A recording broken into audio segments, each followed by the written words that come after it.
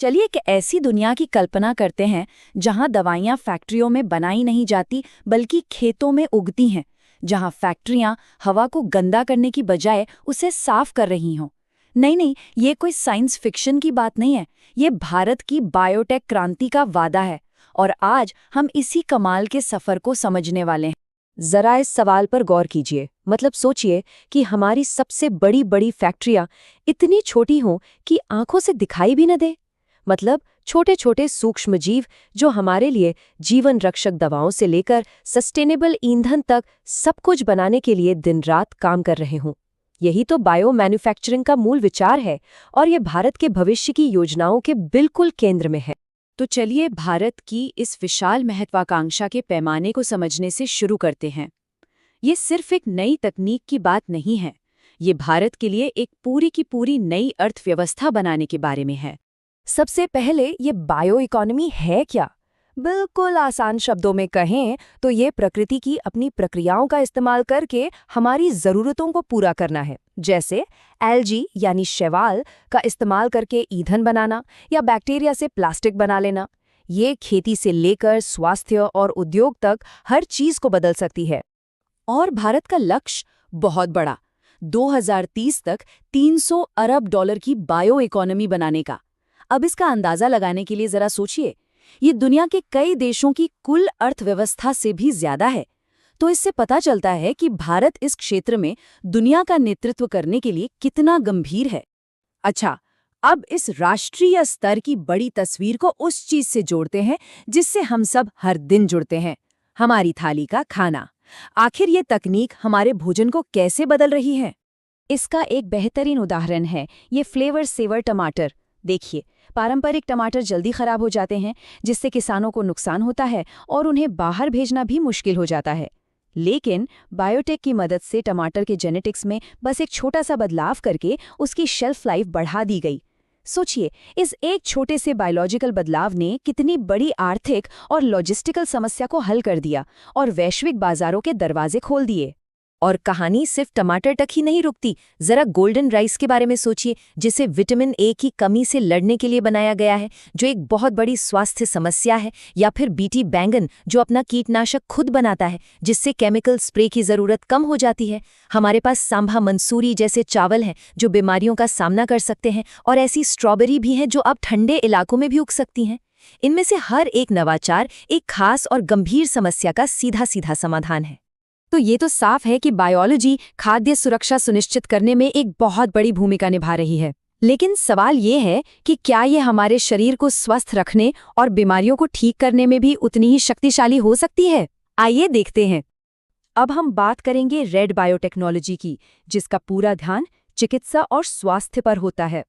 इस स्लाइड में जो बात वाकई दिलचस्प है वो ये है कि कैसे बायोटेक स्वास्थ्य सेवा के हर पहलू को बदल रहा है। रोकथाम के लिए हमारे पास ज़्यादा बेहतर टीके हैं। निदान यानी बीमारियों का पता लगाने के लिए हमारे पास डीएनए प्रोब्स जैसे सटीक उपकरण हैं जो बीमारियों के जेनेटिक मार्करों को पहचान सकते हैं। और जब उपचार की बात आती है तो हम एक नए युग में आ चुके हैं। लैब में बने इंसुलिन से लेकर जीन थेरेपी और स्टेम सेल थेरेपी जैसी क्रांतिकारी तकनीकों तक, जिनका मकसद शरीर को सेलुलर स्तर पर ठीक करना है। हमारी थाली और हमारे स्वास्थ्य से आगे बढ़कर बायोटेक का असर हमारे ग्रह तक फैला हुआ है। चलिए देखते हैं कि ये हमारे पर्यावरण और महासागरों की रक्षा करने में कैसे मदद कर रहा है। बायोटेक हमारे पर्यावरण की सफाई के लिए सबसे बेहतरीन उपकरणों में से एक बनता जा रहा है।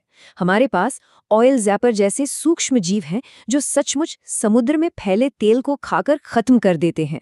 हम फाइटोरेमिडिएशन नाम की एक प्रक्रिया में पौधों का उपयोग करके मिट्टी से जहरीली भारी धातुओं को बाहर निकाल रहे हैं। हम समुद्री जीवन को भी बेहतर बना रहे हैं, जैसे ऐसी मछलियां बनाना जो ठंडे पानी में भी जीवित रह सकें और समुद्री शैवाल की टिकाऊ खेती करना। तो हमने ये तो देख लिया कि बायोटेक क्या कर सकता है, लेकिन अब असली सवाल ये है कि भारत इस क्रांति को जमीन पर उतारने के लिए कैसे काम कर रहा है। इसका जवाब है बायोराइड योजना।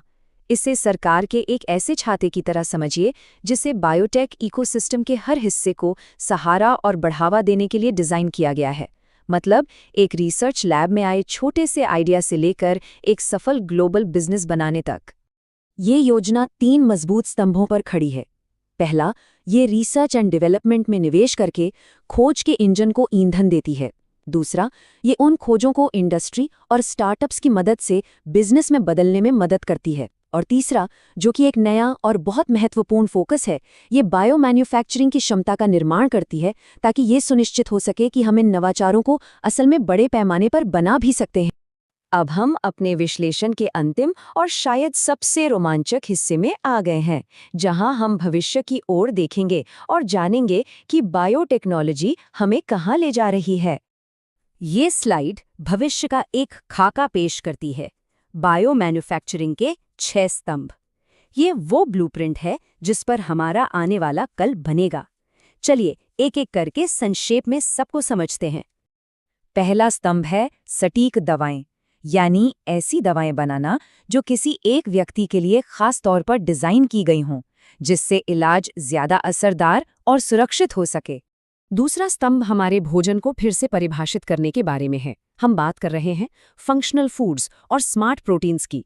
ऐसा भोजन जो सिर्फ पेट नहीं भरता, बल्कि सक्रिय रूप से स्वास्थ्य को बेहतर बनाता है, जैसे दही जो इम्यूनिटी को बढ़ाता है। तीसरा स्तंभ उद्योगों को पर्यावरण के अनुकूल बनाने से जुड़ा है। यहाँ हम जीवाश्म ईंधन पर आधारित केमिकल्स की जगह पौधों और सूक्ष्म जीवों से बने टिकाऊ रसायन और एंजाइम्स बनाएंगे। चौथा स्तंभ सीधे सीधे जलवायु परिवर्तन की चुनौती का सामना करता है।